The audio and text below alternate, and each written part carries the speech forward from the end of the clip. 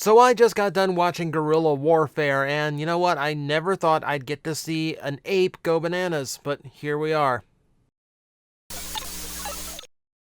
Also known as You Wouldn't Like to See Primal When He's Angry, this episode revolves around a virus that Optimus gets infected with that is supposed to turn him into a coward, but Of-Zero got flipped to a 1 somewhere and he went berserker instead. And now both Maximals and Predacons have to deal with how dangerous he ends up. It's an interesting episode to say the least. It's one of our first Primal-focused episodes. Unfortunately, since he's gone full berserker, we don't really get to see much of his genuine character breaking through here. Aside from his own personal struggles of trying to overcome the effects of the virus, we don't really get a look at him character-wise. So he pretty much just gets to still be the leader character in every other episode, and not so much focus on him just yet. There's a lot of weird stuff to go through in this one. For starters, the opening scene is interesting because it does establish that they're still exploring the planet and learning about it. They discover a pitcher plant that is apparently vengeful as it attacks Dinobot for insulting it, which is a hilarious scene. Also, plants on non-Earth grow very quickly. As soon as this seed hits the ground, it sprouts into another pitcher plant. Very, very quick acting plants here on not Earth. I assume Energon just makes really good fertilizer, apparently. So, we did mention that this is a viral weapon episode, and this is actually created by Scorponok. He's back to being smart, and apparently smart enough to actually engineer chemical weapons. Not smart enough to engineer them correctly, though, as for some reason he's entrusted to invent things even when they admit he is completely incompetent. Unfortunately, this is about as close to a Scorponok episode as we get. He really doesn't do, like, as I watch through these episodes again, you really do realize just how pointless Scorponok is. He's not really adding anything to the overall plot, and he's not really accomplishing anything, and there's never any, focus on him as a character, so we never really get anything besides he's loyal and incompetent, and that's about the expanse of Scorponok's characterization, which is kind of unfortunate. You'd think that back in the day when they had a larger figure like Scorponok to sell, you'd want to upscale him a little bit character-wise. Here I am trying to hunt down the Walmart reissue, and back then you probably had trouble getting rid of the original.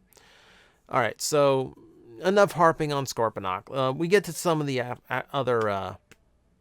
We get to some of the other things in this episode.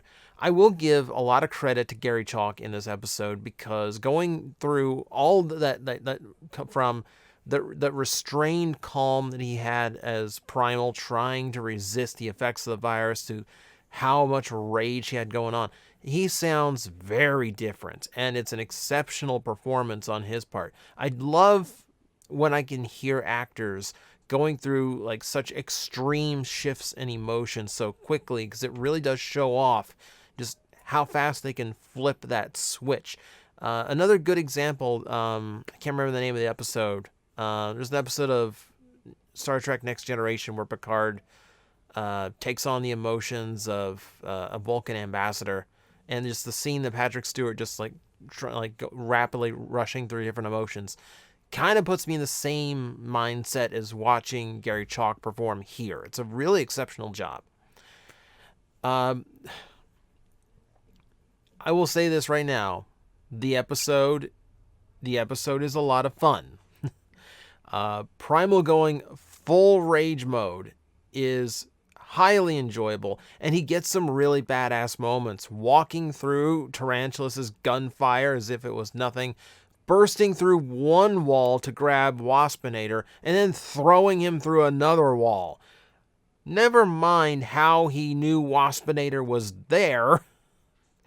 We'll just chalk it up to a cool cartoon moment and leave it at that. We won't really think about it too hard. Don't worry, there's other parts of this episode we have to think about way too much here.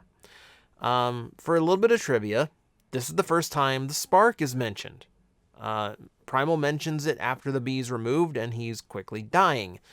So, our very first establishment of an actual life force inside of a Transformer, at least in Beast Wars.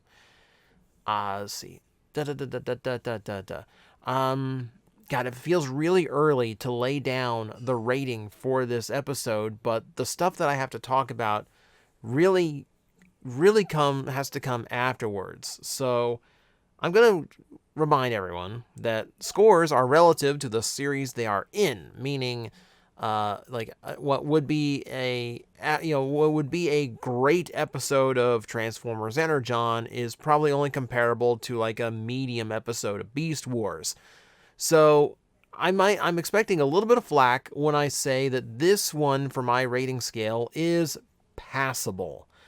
And I say that because the writing inconsistencies in this episode. For starters, we have Dinobot going back and forth in his perspective, from saying that the goal here to get the antivirus needs to be set Primal on full auto cannons and just point him toward the Predacon base. But when that happens, all of a sudden he turns to be the one that's advising caution and decides that maybe we need to negotiate here so nothing bad happens to Primal. Before this, he says, maybe it wouldn't be so bad if Primal gets scrapped in the process. But later on, not only is he concerned about that happening, he's also bringing Primal a flower and admitting that it's good to have him back and back to normal. It's the first friendliness we've ever seen out of Dinobot in the series, which is good character growth, but it comes in an episode where his characterization goes back and forth between those extremes, which is really, it's really jarring when you sit and think about it a little bit too much.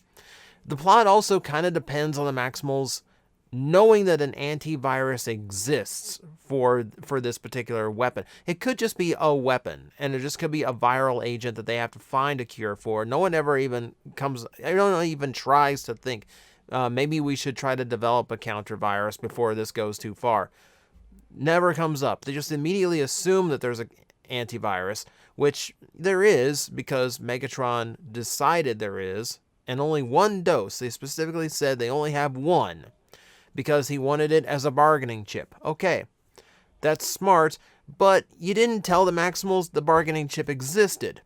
But they still somehow knew it existed. So that got to me a little bit too much. Also, the ending of the episode includes Megatron getting the bee stuck to the back of his neck, similar to the pitcher plant seed on Dinobot. I wish that had played a little bit more into how things worked, because he just ran up to Scorponok, and Scorponok yanked it off, and that was it. Which does remind me, why didn't Megatron get infected by this thing? Why wasn't he going to die when this thing was removed? And also the explosion that they were warned about, is too dangerous, it's going to wipe out everybody in sprinting distance, didn't seem to do much more than just break some debris off of the dark side.